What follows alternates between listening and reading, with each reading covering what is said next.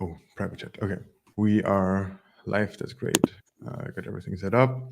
So, to get started, and I don't think there's terribly much to talk about this week, I quickly wanted to reiterate over what we've done ever since the last stream.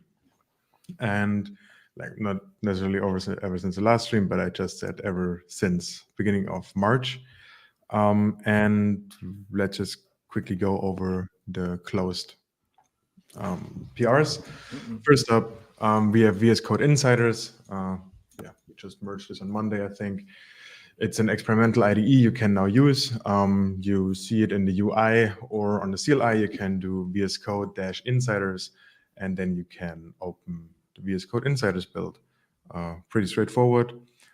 This one, I suppose, is a fix for the test runners for E2E. Yeah. They were What did we need to do there? clogging up. Yeah, they were clogging up with untagged images during all the end-to-end tests. So needed a better cleanup because before we were doing like a system reset, system prune that will delete all images, but then every step it will download again like a 2-3 gigabyte the dev container image.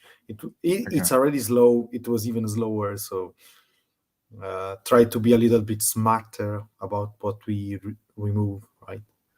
Makes sense. Maybe this is also a good time to just document that we have this Windows runner because we couldn't get GitHub Actions to work nicely on the GitHub default runners to work nicely with Windows. Do you remember the reason? Because it's simply they don't have nested virtualization enabled. Oh, right. So Windows needs virtualization for Docker, so we couldn't do much. And the only cloud provider was Azure, right? That did this. The easiest one, yes, that gave us a Windows machine with nested virtualization enabled. I think just because, it's probably running on their hypervisor, which is, probably the same. Makes sense. But EC2 and G-Cloud didn't really work, right? If I remember correctly. Yeah. No. Interesting. Linux on Linux, yes. Yeah, but not Windows. Windows, no. Yeah. Maybe that's a way for Azure to make more money. Anyway, then we had this little fix. This is something that we introduced, or it will wipe the Git repository when you use the --recreate flag. Up until recently, there was, when you recreated a workspace, it just didn't touch the content folder whatsoever, which means if you checked out a Git repo at a certain commit or a certain branch, and you recreate it, the content would be stale, as would your dev container JSON be. So you recreate everything and run the dev container anew, but with the old configuration still, if it's a Git repo. So we changed that we now try to reclone everything if you do recreate. But to do this, we're going to improve on this in the future. Just for starters, we just wipe the whole directory and clone it. Like do a fresh clone because that's the easiest to begin with. Then next up, we have new workspace controls. I think there's a little screenshot in here. The desktop GUI now gives you options to bulk, delete, and stop, and to filter your workspaces. This has also been something I've been experiencing personally. If there are just too many workspaces, I can't find them anymore. I can't sort them. Well, this should help tremendously with this. And then this was an attempted fix for one problem that I couldn't repro whatsoever. And we've been hearing about this ever since we launched DevPod. And this is, where is it? The infinite app instance respawns. I have no clue why that happened. I can't reproduce it on my machine, so I hope Rudolf can give more insight here, and we can finally fix that, hopefully. But I think that's it as for the pull requests we've merged. Yep. And the outstanding ones we're going to talk about next time then, if that's all right. Yeah. Or anything specific you want to talk about as well? No, not really. Just, working on mine. What are you working on right now for the open source? On the adding the tests for the Git credentials, because it came to notice that we weren't actually having any tests for Git credential forwarding to have them actually working. So right now, what I'm trying to set up is just some tests for the credentials forwarding, so that when we will have to touch the part of Git credentials, we are a little bit more sure that we are not breaking existing stuff. That makes a lot of sense.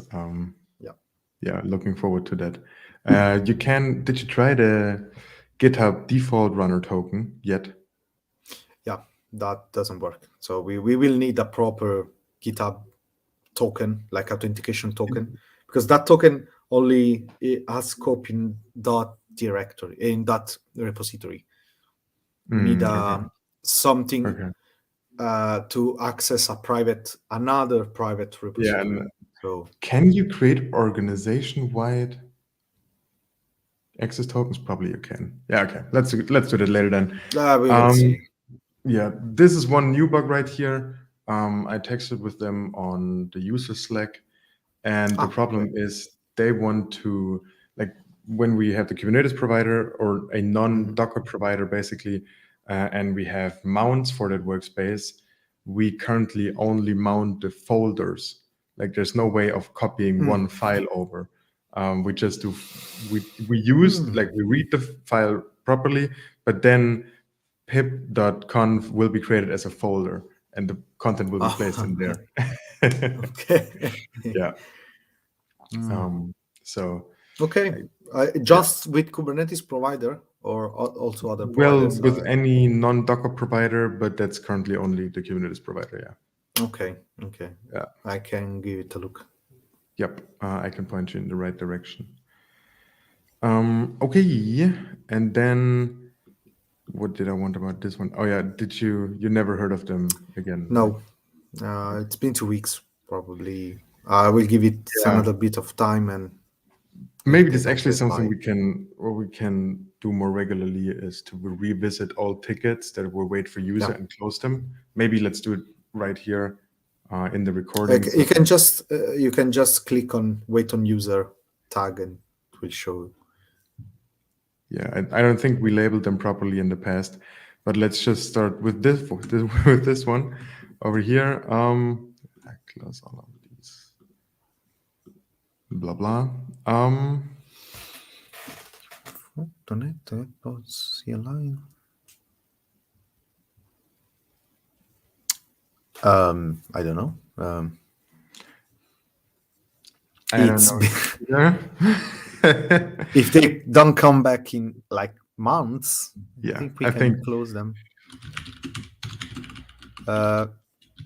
Close with won't fix or whatever the other.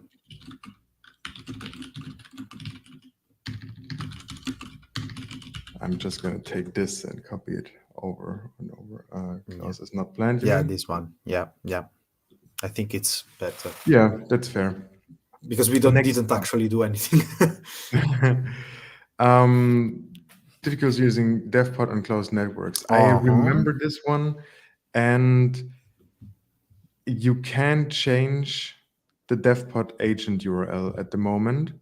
You cannot change where it loads the IDEs from. Yeah, I think we can leave this open. Yeah, and because this is something that we might want to do in the future.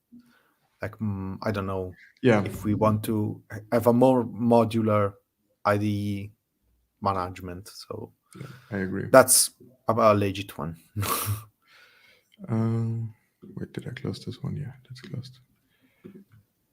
Support cloning into volumes. And this is big. Okay. We currently use bind mounts, as you know, for any Docker provider, and that's generally not a problem, except for Windows, because apparently the bind mount, like the file system inside of the virtualized container and the file system on Windows is so different. That's why bind mounts are slower on Windows. You can get around this by working in WSL, then you don't have to do the file system translation. But I kept this open in case people want to chime in here. I haven't heard anything. I mean, it's a Windows thing. It's because like if you mount like anything that is in the Windows land, it's accessed by WSL through a shared network mount. So obviously it will be extremely slow on lots of small files, which is what Git is. So it's not going to get better. But what we could do apparently is we can copy the whole directory over to a volume, and that's then managed by Docker. And Docker is with the WSL backend should also be in the WSL land and file system. We could.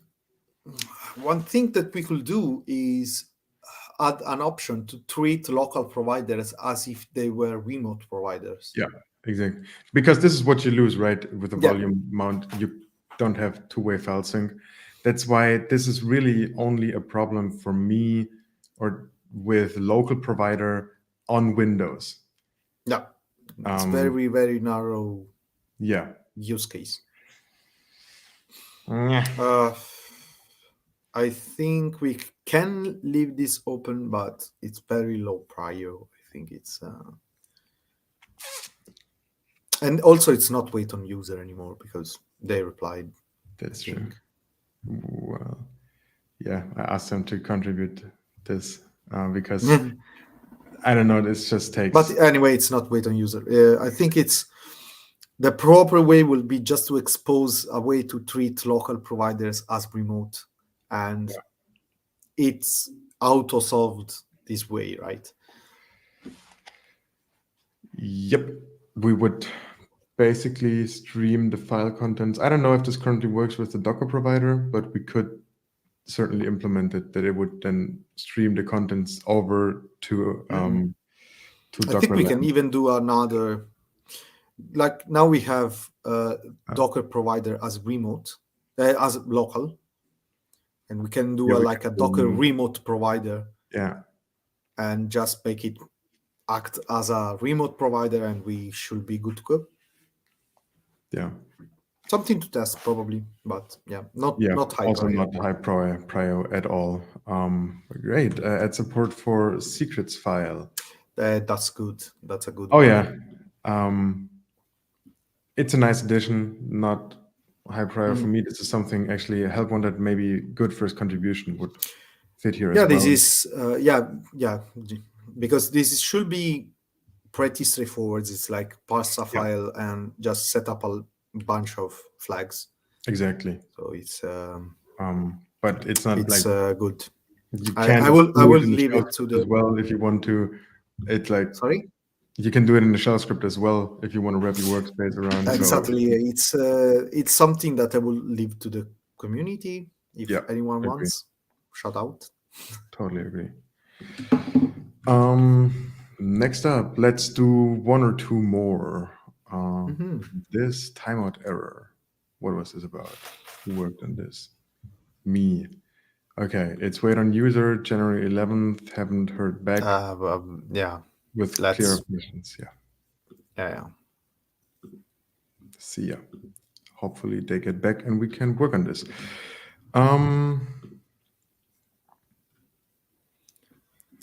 I remember.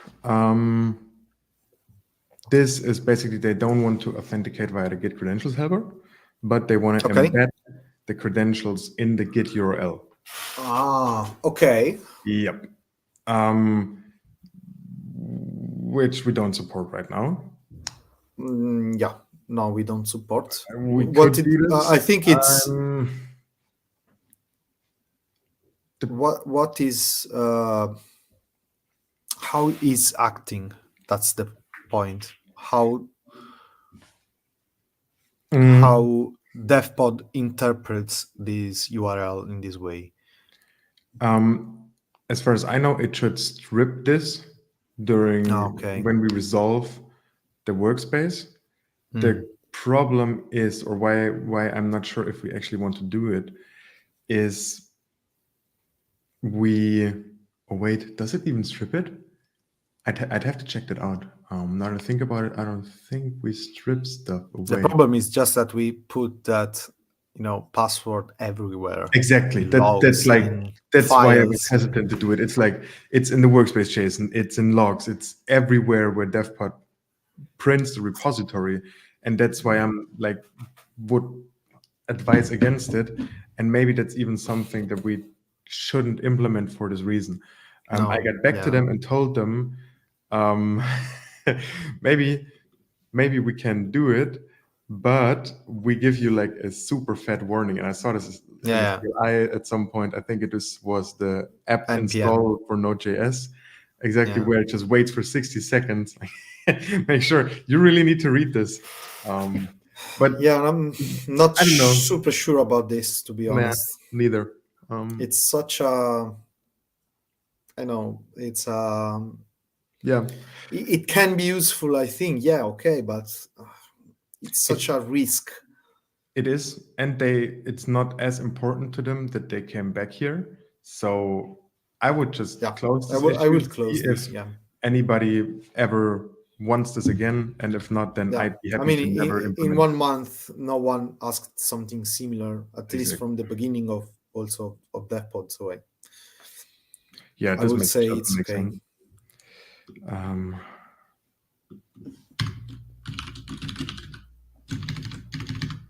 Let's just do this.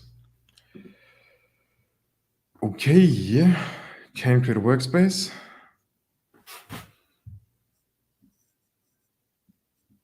Okay. Yeah, this one it's still. I tried to investigate this. It's probably some sort of path problem in Windows, where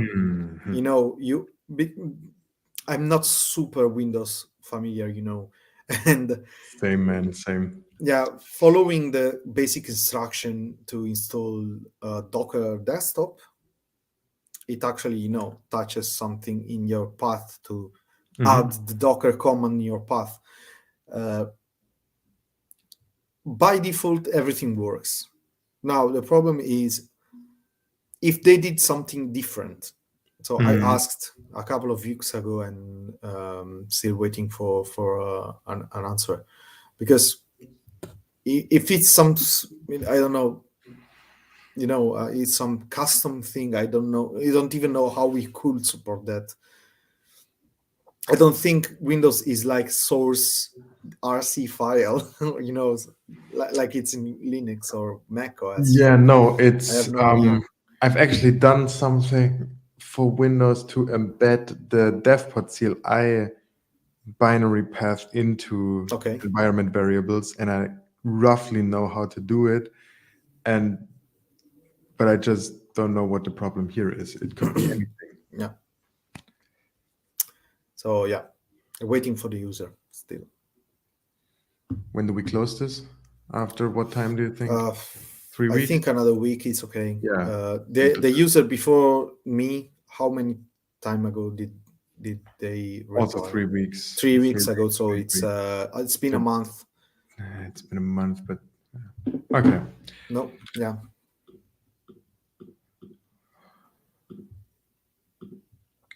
And then this one. Okay. Yeah, waiting for user. It's been 2 weeks, so I would still give them another week ever since the last reply. Yeah. It's wait on user just because they say they will come back. So hopefully they will. Exactly. Then this Hetzner issue. We were talking about what we do with. It can either be missing the Docker credentials helper, or it was like a command not found thing. If you here executable not found. And this thing, it's not our error. It's Docker No, error. it's Docker error. Yeah, when we request the credentials, or when So we that's try to get yeah. image details for this one. Yeah, it is not our error, but it is our problem. Oh, no, yeah, no. What I was saying is not something that we control. Like, let's not like let's remove that check or whatever. Yeah, no. It's yeah. The question is if at some point we want to do something like check if Docker credentials are available before you create a workspace, because then we could end this early. What they Oh, did yeah. is before they upload, like imagine this being, I don't know, 3 gigabytes, and then it uploads and then it fails for them.